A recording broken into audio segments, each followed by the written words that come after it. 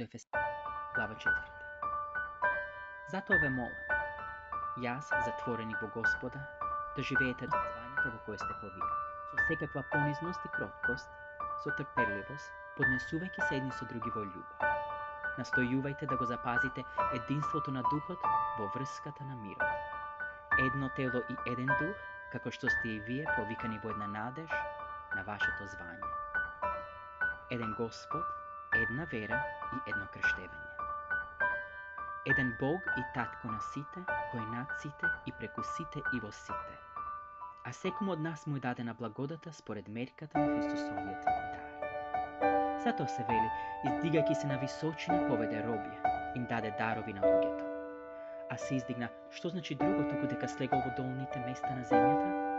Тој кој слезе, тоа е оној истиот, кој се издигна над сите небеса, за да исполни се. И тој даде едни за апостоли, а други за пророци, едни за евангелисти, а други за пастири и учители, за да се усовршат светите за делото на службата, за изградување на Христосовото тело, додека сите не дојдеме до единството на верата и на познавањето на Божиот Син, до совршениот човек, до полната мерка на Христосовиот раст. За да не бидеме веќе деца, кои ги лулее и ги носи секој ветер на наукава, што со човечката измама и лукавство доведува до ито измислени заблуди. Туку, говорејќи ја вистината во љубов, ние треба да растеме во се кон него, кој е глава Христос. Од него целото тело е поврзано и соединето во едно, на тој начин што секој дел дава подкрепа според една мерка на секој одделен дел.